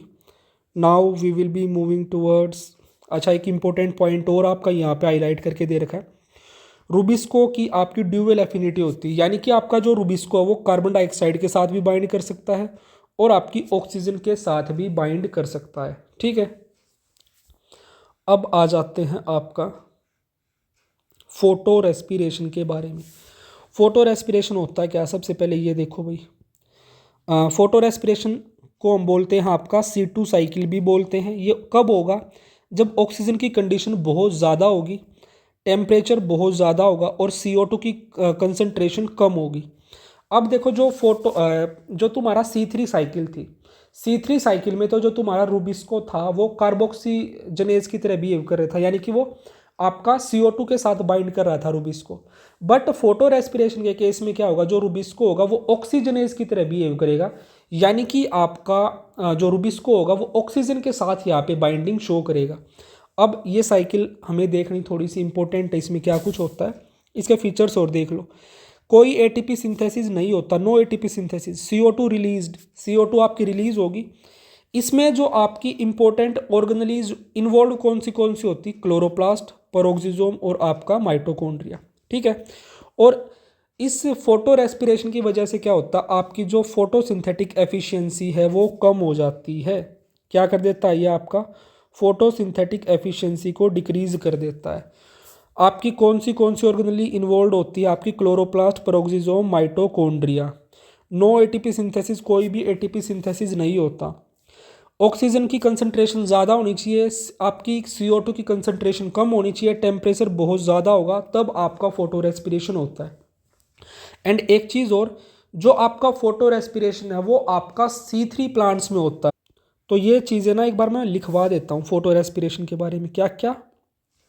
एक तो it occurs in C3 plants, ये आपका C3 प्लांट्स होगा, C3 प्लांट्स में होगा। दूसरी चीज़, absent in C4 plants, absent in C4 plants, आपके जो C4 प्लांट्स होंगे वहाँ पे ये एब्सेंट होगा। और इसमें क्या होगा? जो तुम्हारा रुबिस्को होगा, क्या? Rubisco behave as oxygenase, rubisco behaves as oxygenase. आपका रुबिस्को इसमें ऑक्सीजनेज की तरह बिहेव करेगा इंस्टेड ऑफ आपका कार्बोक्सीजनेज। एंड यहाँ पे क्या होगी? आपकी ATP कंज्यूम होगी, ATP कंज्यूम्ड। तो जितनी भी इंपॉर्टेंट पॉइंट्स थे वो मैंने लिखवा दिए हैं। ठीक है, अब एक बार इनकी जो ऑर्गेनेलीज हैं उनमें किस तरह से क्या चीज़ होती है वो देखते हैं एक बार। तो ये है आपकी C2 साइकिल। अब इस C2 साइकिल में देखो भाई, सबसे पहले आपका क्या हो रहा है? आपका राइबोलोज 1,5 बिसफॉस्फेट है, जिससे आपका फॉर्म क्या होगा? आपका 2-फॉस्फोग्लाइकोलेट। अच्छा, एक चीज़ ध्यान रखना, ये चीज़ें आपकी सबसे पहले क्लोरोप्लास्ट है, देन पेरोक्सिसोम, फिर माइटोकॉन्ड्रिया। क्लोरोप्लास्ट में क्या होगा? आपका राइबोलोज 1,5 बिसफॉस्फेट से 2-फॉस्फो आपका ग्लाइकोलेट बनेगा। ठीक है, देन ये 2-फॉस्फोग्लाइकोलेट से बनेगा 2 ग्लाइकोलेट। ये 2 ग्लाइकोलेट फिर आपका कहाँ जाएगा? ये जाएगा आपका पेरोक्सिसोम में। ठीक है, पेरोक्सिसोम में 2 ग्लाइकोलेट से आपका क्या फॉर्म होगा? 2 ग्लाइऑक्सिलेट फॉर्म होगा। उस 2 ग्लाइऑक्सिलेट से फॉर्म होगा आपका 2 ग्लाइसिन। अब ये 2 ग्लाइसिन आपका कहाँ जाएगा? ये जाएगा आपका माइटोकॉन्ड्रिया में। माइटोकॉन्ड्रिया में इस 2 ग्लाइसिन से फॉर्म होगा आपका सेराइन, और ये सेरीन आपका कहाँ जाएगा? सेरीन जाएगा आपका दोबारा से पेरोक्सिसोम में। पेरोक्सिसोम में इस सेरीन से क्या फॉर्म होगा? आपका हाइड्रोक्सी पाइरूवेट फॉर्म होगा। हाइड्रोक्सी पाइरूवेट से आपका ग्लिसरेट फॉर्म होगा। ये ग्लिसरेट फिर आपका कहाँ जाएगा? ये जाएगा आपका क्लोरोप्लास्ट में। ठीक है, फिर ग्लिसरेट से फॉर्म होगा आपका 3-फॉस्फोग्लिसरेट।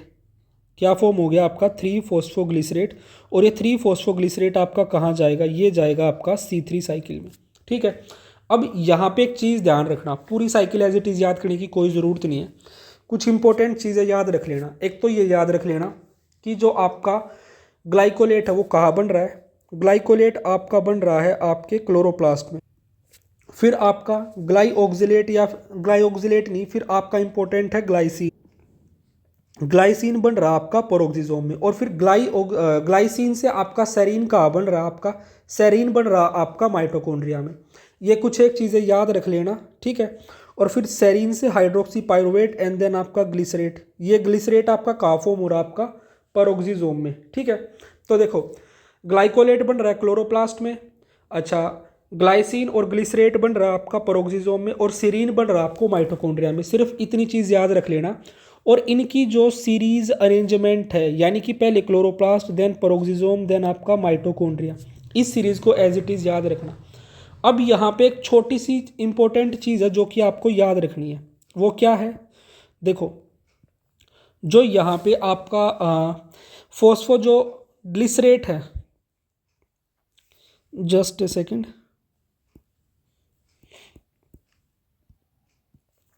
जो आपका फॉस्फोग्लिसरेट है, फॉस्फोग्लिसरेट है, आपका जो फॉस्फोग्लिसरेट होता है ये होता है आपका 2 कार्बन का compound.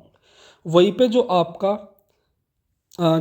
Just a second sorry भाई, जो आपका फॉस्फोग्लिसरेट होता है वो होता है आपका 3 कार्बन कंपाउंड, और जो आपका फॉस्फोग्लिसरेट है वो 3 कार्बन का है, और जो फॉस्फोग्लाइकोलेट है वो आपका 2 कार्बन का है।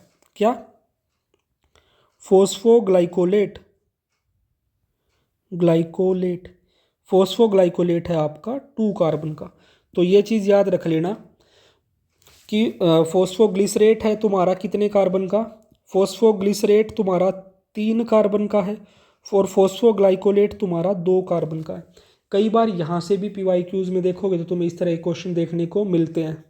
एंड कई बार आपसे एक और क्वेश्चन पूछ लिया जा सकता है जो कि मैं आपको लिखवा देता हूँ, आपको सिर्फ एज इट इज़ याद रखना है। क्वेश्चन में पूछ लिया जाएगा आपका substrate for photo respiration is क्या? Substrate for photo respiration is, photo respiration is, तो फोटो रेस्पिरेशन का सबस्ट्रेट आपका क्या है? वो है आपका ग्लाइकोलेट, ग्लाइकोलेट, ठीक है। फोटो रेस्पिरेशन का सबस्ट्रेट है आपका ग्लाइकोलेट। अब एक क्वेश्चन आपसे और पूछ लिया जाता है कि फोटो रेस्पिरेशन के टाइम पे ऑक्सीजन कंज्यूमिंग रिएक्शन कहाँ होती है? O2 consuming reaction, O2 consuming reaction occurs in, कहाँ होगी आपकी फोटो रेस्पिरेशन में? ये होगी आपकी क्लोरोप्लास्ट और पेरोक्सिसोम में, इन क्लोरोप्लास्ट एंड आपका पेरोक्सिसोम। भाई देखो ये चैप्टर मैंने जितना कंसाइज हो सकता था ना उतना कंसाइज करके यहाँ पे कोशिश की आपको चीज़ें क्लियर करवाने की, ठीक है, ताकि कोई भी तुम्हें डाउट ना रहे। जस्ट ए सेकेंड, देखो क्या क्वेश्चन था आपका? Substrate for photo respiration is glycolate, then oxygen consuming reactions कहाँ होती है आपकी? क्लोरोप्लास्ट और आपके पेरोक्सिसोम में। तो इन चीज़ों को बिल्कुल साथ के साथ एज इट इज़ याद कर ले। आई होप यहाँ तक जितनी चीज़ें बताई गई होंगी सारी की सारी साथ में याद हो गई होंगी आपको। Next we will be moving towards your C4 pathway. देखो भाई C4 पाथवे के की फीचर्स क्या क्या है? जो आपकी लीव्स हैं उनमें आपकी क्रेन्स एनाटमी देखने को मिलेगी। 2 तरह के सेल्स इन्वॉल्व होते हैं आपके, कौन से? The first one is your mesophyll, second is your bundle sheath cells. Enzyme आपका इन्वॉल्व होता है इसमें PEP carboxylase, no oxygen affinity. इसका एडवांटेज क्या है? Minimise photo respiration, high efficiency at high temperature, ठीक है। एग्जाम्पल आपके क्या क्या हैं भाई? एग्जाम्पल याद करने ज़रूरी है यहाँ पे। एग्जाम्पल हैं आपके मेज, शुगर केन और आपका सोरगम, ठीक है। और भी हो सकते हैं आपके जैसे सनफ्लावर, अल्फाल्फा, ठीक है। तो ये आपको सॉरी जस्ट ए सेकेंड, आपके एग्जाम्पल्स में एक दो नाम आपको याद रखने वो मैं बताता हूँ आपको। मेज़ हो गया, सोरगम हो गया, शुगर केन हो गया। ये तो सारे के सारे क्या हैं? तीनों दीज आर योर मोनोकोट, ये आपके मोनोकोट हैं। फिर कुछ C4 प्लांट्स जो डाइकोट होते हैं वो मैं बता देता हूँ आपको, जैसे कि अमरेंथस, ठीक है, और आपका एट्रीप्लेक्स, एट्रीप्लेक्स, ये हैं आपके मोनोकोट, ठीक है। तो ये आपको एग्जाम्पल याद रखना है। तो इनिशियली मैंने कुछ चीज़ें आप लोगों को बताई थी, देखो अब दोबारा से एक बार उन्हीं को देखते हैं बेसिक से। सबसे पहले मैंने आपको बताया था कि आपका CO2 फिक्सेशन के बारे में, यानी कि जो आपका C3 प्लांट्स थे उनमें आपका CO2 फिक्सेशन अलग जगह हो रहा था, C4 प्लांट्स में अलग जगह। ठीक है, तो देखो CO2 फिक्सेशन की अगर हम बात करें आपका कहाँ, C3 प्लांट्स में और आपका C4 प्लांट्स में। C3 प्लांट्स में CO2 फिक्सेशन कहाँ हो रहा था आपका, आपके मीजोफिल सेल्स में। ठीक है, मीजोफिल सेल्स। और बात करें अगर C4 प्लांट्स में CO2 फिक्सेशन की, सेम आपका मीजोफिल सेल्स में। ठीक है, तो इतनी चीज़ तो आप लोगों को याद होगी। देखो जितनी चीज़ मैं बताता जा रहा हूँ उनको एज इट इज़ याद रख लेना। ठीक है, अब अगर हम बात करें स्पेसिफिकली आपके C4 प्लांट्स की, इन C4 प्लांट्स में कुछ एक आपकी चीज़ें हो रही हैं जो कि आपको याद करनी है। क्या क्या क्या बताया था मैंने शुरू में, जो आपकी C3 साइकिल होती है वो C3 प्लांट्स में भी होती है और आपके C4 प्लांट्स में भी होती है। ठीक है, तो जो तुम्हारे C4 प्लांट्स हैं उनमें एक तो क्या देखने को मिलेगी आपकी CO2 फिक्सेशन, जो कि हमने अभी अभी देखी कहाँ होती है, आपके मीजोफिल सेल्स में। CO2 फिक्सेशन हो रही है आपकी कहाँ, मीजोफिल सेल्स में। ठीक है, देन अगर बात की जाए आपकी किस चीज़ की, C3 साइकिल की, तो आपकी C4 प्लांट्स में आपकी C3 साइकिल कहाँ होगी, ये होगी आपके बंडल शीथ सेल्स में। बंडल शीथ सेल्स में। देखो साइकिल से पहले ही जो इंपॉर्टेंट इवेंट्स थे वो मैंने आपको एक्सट्रैक्ट करके लिखवा दिए। अगर बात की जाए कार्बन डाइऑक्साइड फिक्सेशन की, तो C3 प्लांट्स में कार्बन डाइऑक्साइड फिक्सेशन होगी मीजोफिल सेल्स में, C4 प्लांट्स में कार्बन डाइऑक्साइड फिक्सेशन होगी मीजोफिल सेल्स में। देन अगर बात की जाए C4 प्लांट्स में आपकी क्या क्या चीज़ें होंगी, एक तो होगी आपकी CO2 फिक्सेशन, दूसरी होगी आपकी C3 साइकिल। तो C4 प्लांट्स में आपकी carbon dioxide fixation mesophyll cells में होगी और C4 प्लांट्स में C3 साइकिल आपकी बंडल शीथ सेल्स में होगी। तो ये चीज़ें बिल्कुल एज इट इज़ आपको याद रखनी है। अब देखो ये रहे आपके, देखो जो सबसे पहले आपको दिख रहा है ये है आपका क्या, मीजोफिल सेल्स। ऊपर मीजोफिल सेल है और जो नीचे वाला सेल है ये है आपका क्या, ये है आपका बंडल शीथ सेल। अब इनके बारे में आपको कुछ इंपॉर्टेंट चीज़ें याद रखनी जो कि मैं आपको यहाँ बताऊँगा। जो तुम्हारे मीजोफिल सेल होते हैं इनमें आप जस्ट ए सेकेंड भाई, आपके मीजोफिल सेल में आपका क्या होगा, इनमें प्रेजेंट होगा आपका पेप्केज। ठीक है, मीजोफिल सेल में आपका पेप्केज प्रेजेंट होगा और एब्सेंट होगा आपका क्या, रूबिस्को, लैक रूबिस्को, रूबिस्को ये लैक करेंगे। ठीक है, वहीं पे अगर आपके बंडल शीथ सेल की बात करें तो आपके बंडल शीथ सेल में आपका प्रेजेंट होगा क्या, रूबिस्को, और एब्सेंट होगा क्या आपका, ये लैक करेंगे आपका क्या, पेप्केज। ठीक है, तो एक चीज़ तो ये क्लियरली याद रख लेना कि मीजोफिल सेल में पेप्केज प्रेजेंट होगा और बंडल शीथ सेल में तुम्हारा रूबिस्को प्रेजेंट होगा। ठीक है, और जो तुम्हारे बंडल शीथ सेल्स होते हैं इनके रिगार्डिंग कुछ आपकी एनसीईआरटी में इंपॉर्टेंट पॉइंट्स दे रखे वो आपको याद रखने हैं। जो तुम्हारे बंडल शीथ सेल्स होते हैं इनमें क्या प्रेजेंट होता है, ये तुम्हें सारी चीज़ें यहाँ पे याद रखनी है। एक तो large number of chloroplast, large number of chloroplasts इनमें प्रेजेंट होंगे। ठीक है, दूसरा इनकी जो वॉल्स होंगी कैसी होंगी, थिक वॉल्स होंगी। ठीक है, impervious to gas exchange, impervious to gas exchange. ठीक है, गैस एक्सचेंज के लिए वो इम्परवियस ही होंगी। साथ ही साथ इनमें no intracellular space, no intercellular space, no intercellular space, कोई भी इनमें आपका इंटरसेलुलर स्पेस आपका प्रेजेंट नहीं होगा।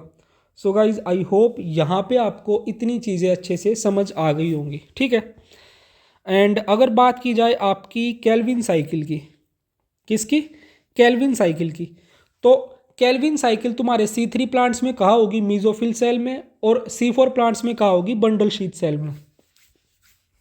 तो ये वाला कंपैरिजन भी मैं यहीं पे आपका लिखवा देता हूँ।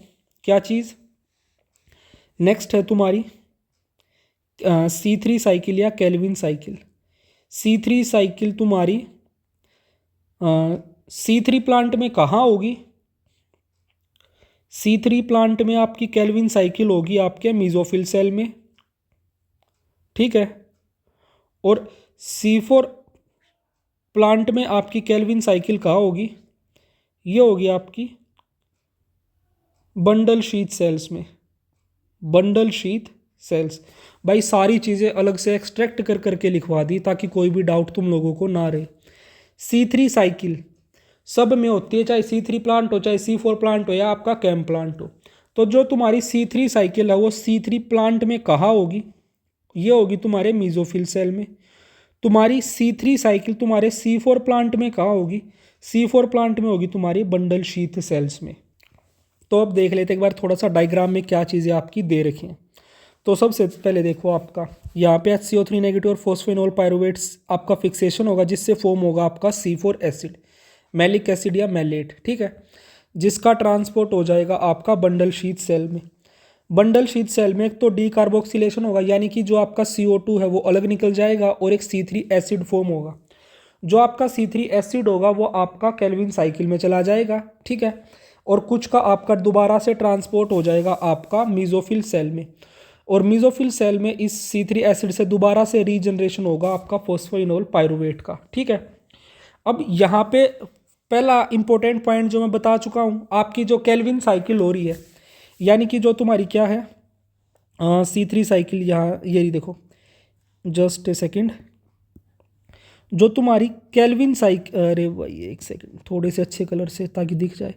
केल्विन साइकिल तुम्हारी कहाँ हो रही है? C4 प्लांट में। ये हो रही है तुम्हारी बंडल शीथ सेल्स में, ठीक है। और आपका CO2 फिक्सेशन आपका कहाँ हो रहा है? CO2 फिक्सेशन हो रहा है आपका मेसोफिल सेल में, लिखवा भी रखा है C4 प्लांट में भी और C3 प्लांट में भी, ठीक है।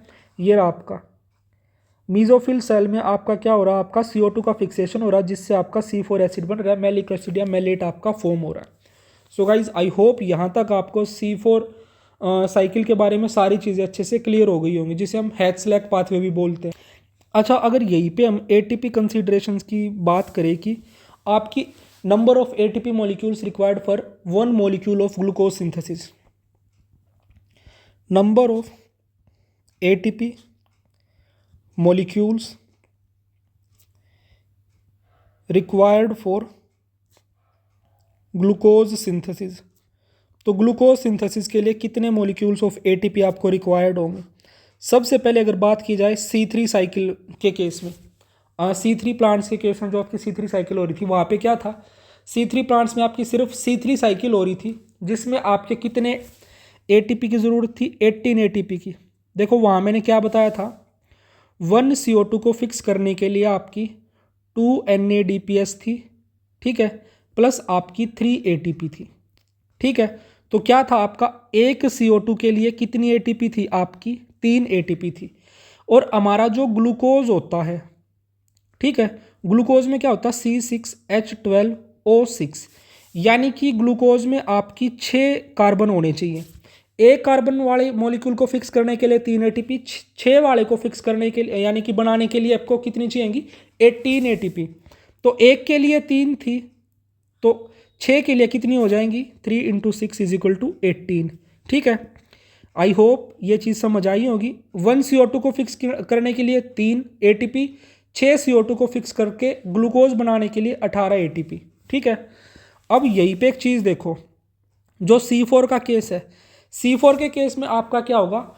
18 ATP तो आपकी C3 केल्विन साइकिल वाली, प्लस एडिशनली आपकी यहाँ पे 12 ATP और होती है, तो ओवरऑल मिला के कितनी होगी? आपकी 30 ATP, ठीक है। तो एक ये चीज़ आपको यहाँ पे याद रखनी है कि C3 प्लांट्स के केस में 18 ATP और C4 प्लांट्स के केस में आपकी 30 ATP होंगी, number of ATP molecules required for glucose synthesis, ठीक है। अगर आपको ग्लूकोज का सिंथेसिस करना है C3 प्लांट में तो 18 ATP यूज़ होंगी, अगर आपको ग्लूकोज बनाना है आपके C4 प्लांट में तो 30 ATP आपकी यूज़ होंगी। तो इसी के साथ हमारा जो C4 पाथवे था वो भी कंप्लीट हो जाता है। अब हमारा जो लास्ट पार्ट एक बचता है वो है आपका कैम पाथवे।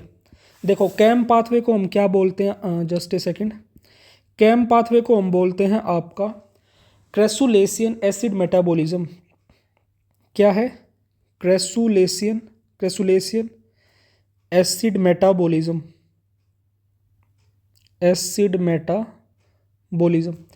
अब इसमें होता क्या है वो चीज़ देखो, और ये कहाँ होता है ये देखो। जो आपका क्रेसुलेशन एसिड मेटाबॉलिज्म है ये आपके इस जिन में होता है, उनको हम बोलते हैं आपका कैम प्लांट्स।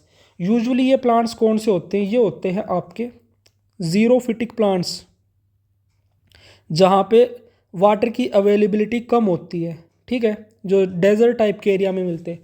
जीरोफिटिक प्लांट्स जैसे कि आपके क्या क्या हो सकते हैं? आपके कैक्टस, देन हो सकता है आपका क्या, पाइनएप्पल। तो इनमें आपका कैम पाथवे देखने को मिलता है। अब इस कैम पाथवे की खास बात क्या है? इसमें जो आपका क्या कंडीशन होती है, इसमें जो जीरोफिटिक प्लांट्स होते हैं इनमें आपका डे के टाइम पे तो आपका C3 साइकिल चलती है और नाइट के टाइम पे आपकी C4 साइकिल चलती है। तो उसमें क्या क्या होते हैं वो एक बार हम देख लेते हैं। तो मैं आपका यहाँ पे भाई डायग्राम ड्रॉ करता हूँ, फिर एक्सप्लेन करेंगे। उससे पहले थोड़ा सा स्पेस बनाने के लिए जीरोफिटिक प्लांट्स को भाई मैं यहीं पे लिख देता हूँ आपका, दैट इज़ योर कैक्टस और तुम्हारा पाइनएप्पल, ठीक है। थोड़ा सा डायग्राम के लिए हमारे पास स्पेस ज़्यादा हो जाएगा।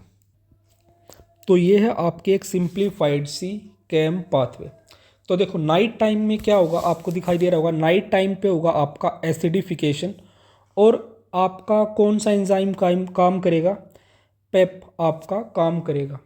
वहीं पे डे टाइम की बात करें तो डे टाइम में आपका डी एसिडिफिकेशन होगा, और काम कौन करेगा? आपका RUBP यहाँ पे काम करेगा, ठीक है। तो यहाँ देखो आपका ये है क्लोरोप्लास्ट, ठीक है। क्लोरोप्लास्ट में आपका यहाँ पे क्या प्रेजेंट है? आपका स्टार्च प्रेजेंट है, ट्रायोज फॉस्फेट, जिससे आपका PEP बना, फॉस्फेनोल पायरुवेट। देन आपका ऑक्सलो एसिटिक एसिड बना, यानी कि नाइट में एसिडिफिकेशन हो रहा है, यानी कि आपका एसिड एक्यूमुलेट हो रहा है, एसिड आपका फॉर्म हो रहा है।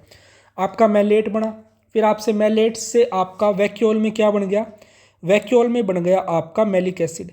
अब नाइट टाइम में आपका जो मैलिक एसिड फॉर्म होता है उसको स्टोर किया जाता है आपके वैक्यूल में, और दिन के टाइम में क्या होगा? जो आपका मैलिक एसिड है वो आपका मैलेट की फॉर्म में आपके क्लोरोप्लास्ट के पास पहुंचेगा दोबारा से, ठीक है। और क्लोरोप्लास्ट में इस मैलेट से क्या होगा? आपका पायरुवेट बनाया जाएगा, और उस पायरुवेट से फिर आपका स्टार्च यहाँ पे सिंथेसाइज किया जाएगा, ठीक है। तो ये है आपका क्रेसुलेशियन एसिड मेटाबॉलिज्म पाथवे, जो कि आपका किस में देखा जाता है? ये होता है आपका जीरोफिटिक प्लांट्स में। एग्जाम्पल के लिए आपका कैक्टस हो गया और आपके पाइनएप्पल। अब इस पाथवे के बारे में एक बहुत ज़्यादा इंपॉर्टेंट चीज़ जो मैं आपको बताऊंगा, एक बार पहले ये पॉइंट्स देखो। जो आपका स्टोमेटा ओपन होगा कैम पाथवे में नाइट के टाइम पे, CO2 फिक्स होगी मैलिक एसिड में, डे टाइम में आपकी क्या काम करेगी? Calvin cycle. तो ये चीज़ें आपको याद रखनी है, ठीक है। अब एक चीज़ जो यहाँ पे खास है वो क्या है? वो कौन से प्लांट्स हैं जिनके मीजोफिल सेल्स में आपका पेप कार्बोक्सिलेज और RUBP कार्बोक्सिलेज दोनों मिलते हैं? तो आपका सिर्फ आपके कैम प्लांट्स ऐसे ओनली प्लांट्स हैं जिनमें आपके दोनों चीज़ें मिलती हैं। तो ये मैं लिखवा देता हूँ आपका, the PEP carboxylase and RUBP carboxylase are found in mesophyll cells of only CAM plants, ठीक है। सिर्फ कैम प्लांट्स के मीजोफिल सेल्स में आपको पेप कार्बोक्सिलेज भी देखने को मिलेगा और आपका RUBP कार्बोक्सिलेज भी देखने को मिलेगा, ठीक है। तो ये काफ़ी इंपॉर्टेंट पॉइंट है जो कि आपको याद रखना है, किसके? मीजोफिल सेल्स में, किसके? कैम प्लांट्स के, ठीक है। सो गाइज आई होप यहाँ तक जितनी चीज़ें आपको बताई गई हैं सारी समझ में आ गई होंगी। देन यहाँ पे देखो फैक्टर्स अफेक्टिंग फोटोसिंथेसिस क्या क्या हो सकते हैं आपके? External factor light, carbon dioxide concentration, temperature, water. Internal में हो सकते हैं आपका क्लोरोफिल कंटेंट, लीफ एनाटमी या एंजाइम एक्टिविटी। अब यहीं पे आ जाता है आपका Blackman's law of limiting factor. Blackman's law of limiting factor क्या कहता है? जो भी चीज़ आपकी, मतलब कोई भी एक ऐसा फैक्टर जो आपके प्रोसेस को रोक देगा, हो सकता है उस चीज़ की कंसंट्रेशन कम हो, उसकी वजह से वो आपके प्रोसेस को रोकता है। तो जिस वजह से भी आपका जो प्रोसेस है वो रुकेगा, उसी को हम बोलते हैं आपका limiting factor. Only the limiting factor controls rate. तो लिमिटिंग फैक्टर की वजह से ही आपकी रेट है वो कंट्रोल होती है। अब आ जाती है हमारी C3 C4 और कैम प्लांट्स के बीच में comparison. First product C3 cycle का फर्स्ट प्रोडक्ट था आपका 3-फॉस्फोग्लिसरिक एसिड। C4 प्लांट्स में oxaloacetic acid, CAM plants में आपका oxaloacetic acid. Photo respiration की बात की जाए तो सिर्फ आपकी C3 प्लांट्स में होती है, C4 में नहीं है और ना ही आपके कैम प्लांट्स में है। रूबिस्को की लोकेशन की अगर हम बात करें, C3 प्लांट्स में मीजोफिल में, C4 प्लांट्स में बंडल शीथ सेल में, कैम प्लांट्स में मीजोफिल में। अगर स्टोमेटा की बात करें, ओपन कब होगा? C3 प्लांट्स में दिन में, C4 प्लांट्स में दिन में। सिर्फ जो तुम्हारे कैम प्लांट्स हैं उनमें रात में ओपन होगा। ठीक है। सो गाइज आई होप यहाँ तक आपको जितनी चीज़ें बताई गई हैं सारी की सारी साथ में क्लियर हो गई होंगी, और इसी के साथ हमारा आज का जो चैप्टर है वो कंप्लीट होता है। तो भाई चैप्टर को वीडियो से करना, एनसीईआरटी से करना, दोनों जगहों से अच्छे से करने के बाद फिर क्वेश्चन प्रैक्टिस करना। सो अगर आपको ये लेक्चर पसंद आया हो तो लाइक शेयर सब्सक्राइब करना बिल्कुल ना भूलें। Thank you for watching me carefully and stay tuned for the next one.